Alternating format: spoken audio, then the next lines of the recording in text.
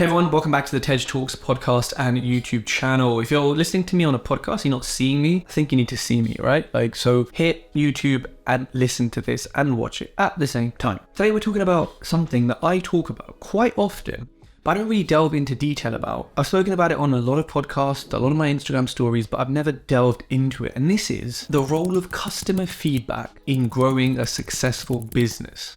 Now, a lot of companies, especially old school companies, will run from feedback. They'll run from public reviews and the possibility of them being slated and someone saying something on social media, instead of focusing on, well, what about all the good things people are going to say because we're a good company with a good product? Aren't you?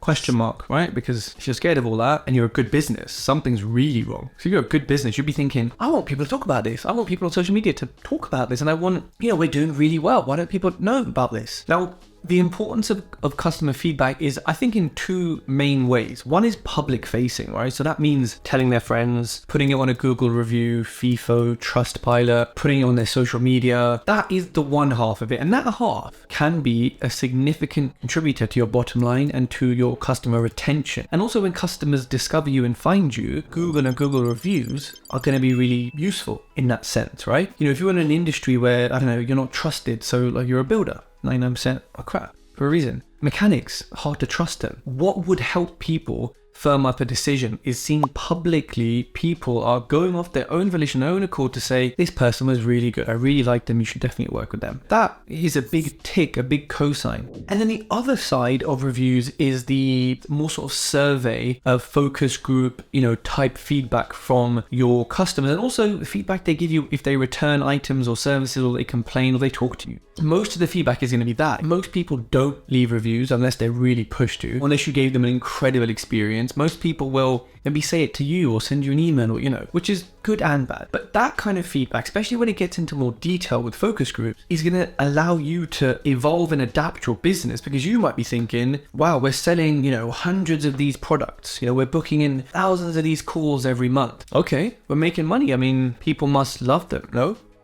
The issue is, all of those customers could be thinking, gotta buy this again. I'm only using this because there is nothing else better. And really, I think if they just did X, Y, Z, it'd be so much better. And they tell their friends that, who say, hey, I'm looking for this. And they say, well, I buy this product, but, I wish there was something better, and then people think, oh, maybe I won't buy it. Maybe I'll just... What you want them to say is, yeah, this product's awesome. It's got its pros, it's got its cons, but actually really good product, they implement feedback, etc. You're only going to know that from the returns and from the feedback and maybe from some public reviews. That then allows you, especially if you get it in detail, to alter that service. Despite it selling, or that product, despite it selling hundreds, you could sell thousands. You could sell even more. There could be a lower return rate. There could be a higher retention rate if you implement the feedback, and you'll never know that unless you ask. And also, asking for feedback is fine, but being able to then take it is a very different thing. You can't say, give me feedback. And they say, you know what, the fit on that shirt, I really didn't like it. The traps, you've kind of done something and it pulls up, especially when I'm, lifting weights, and you say, yeah, it meant to be like that, mate. Yeah, no worries. It's not going to change. It's just how it is. Yeah, it's how we do it. Then you're a dickhead, like what are you doing? So for me, feedback comes in those two important forms. And of course, the benefits for me, it's kind of like it's a form of marketing, and it's a form of realistic, crowd-sourced, crowd-dependent marketing, because I can put a Facebook ad out and, do this and say, hey,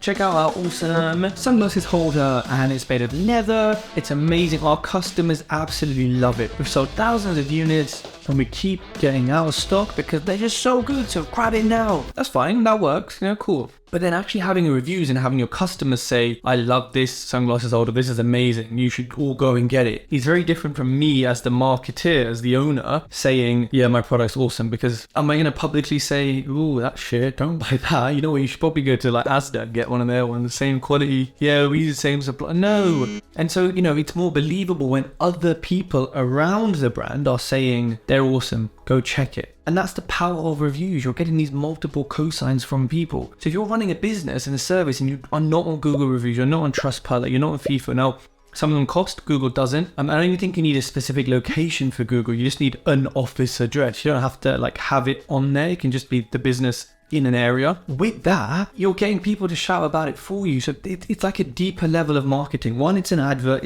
it's a bit of marketing. But then secondly, it's the review piece, which is a really strong form of marketing. For me, if you are not using reviews for your business, you're missing out on a big chunk potentially of revenue, new customers, and also brand awareness. Now, the best ways to do this are to have review platforms, to have something that, emails them. Like I just got this from QuickFit, actually. Everyone does this. We just want to do a customer check-in feedback thing, by the way. And I pretty much fill them in most of the time. If you are unhappy with anything, please let us know here. Sometimes, companies will say, look, if you're happy with us, leave a review. If you're not, talk to us, right? You can kind of phrase it how you want, but, running a business is important that you have some sort of feedback mechanism because you need to improve. You want to have that radical candor. You want people to feel like they can speak to you, right? About your product, about your service. You need to then analyze the customer feedback. Once you've got it, what are you doing with it? Are you implementing it? Are you making changes? Now look, if one person says your food's too salty, 99% of your customers say it's incredible, you don't change it. No way to serve the mass, right? And you're never going to make everyone happy. There's always going to be someone. So first you need to look at, well, actually, how many people have said this, right?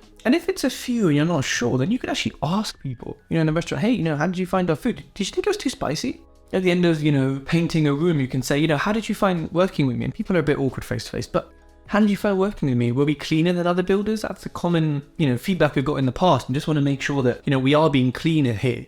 Like, this is super, super important. If you're providing a service like a cleaning business, which I'm in the process of buying, I'll have quarterly, monthly feedback forms that I send. And if they don't complete them, okay, then I assume it's all good. And if they do, then great. We have some feedback to go off. Some people think, but then that means customers have the chance to whinge and whine because we're just saying to them, hey, tell us what was wrong. Yeah, they do. And some will, and sometimes you just think, why did I do this? This is stupid. But there will be some of that. Of course there will be. But there'll also be a lot of good and helpful things that you can get from this. So always encourage people to do that. Having a little Trustpilot thing on your website, having them leave a Google review, emailing people with a follow-up, putting it on, if it's a podcast or YouTube, like I say here, if you're listening to this podcast, go on Spotify, press 5 stars, go on YouTube, like whatever it is, leave a review. I'm the most reviewed property podcast. Now we're changing out our property. Let's continue that. And then it's the same thing on my YouTube. If you're watching this, like, subscribe. You got to tell people. You got to have call to action. So on your premises, on your vans, on your whatever, encourage people to leave reviews, because honestly, people don't do it unless they're pushed and push, but it's so beneficial. And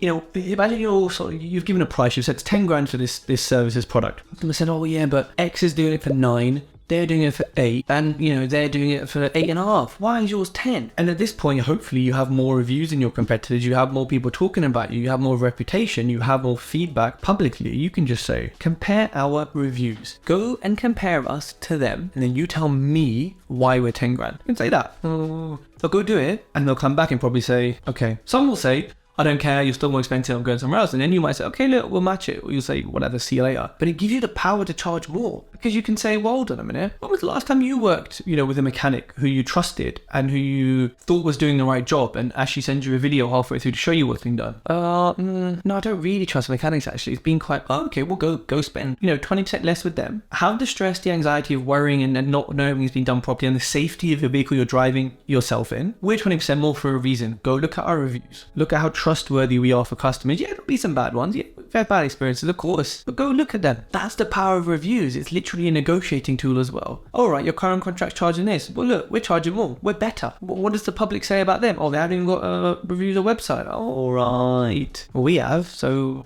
what are you playing at? You know what I mean? Responding to customer reviews is important. Sometimes you see on Google where people put a review and the owner says, oh, this is a fake review, you're lying. Or, well, don't come next time. And it's like, you can't respond like that. Actually Google gives you a chance to respond. I think Trustpilot does and FIFO does. So use it, Or even do a video like this if you're building content for your brand and you have a brand, which you should in your business. Say, hey, here's a review we got from someone. We want to talk you through this experience and give you our view on it. Who does that? No one, because they're like, oh, I don't want to draw attention to that really bad review. Okay, people are going to see it either way. And the fact you draw attention to it and you're combating and you're giving reasons for it, or you're saying, look, sorry, we effed up. That is so powerful. That vulnerability and that upfrontness says a lot more than hiding it for someone to find and think, you haven't responded to it, or there's no real response. It doesn't take long for people to say, you know what, there's one bad review and there's like 400 good ones.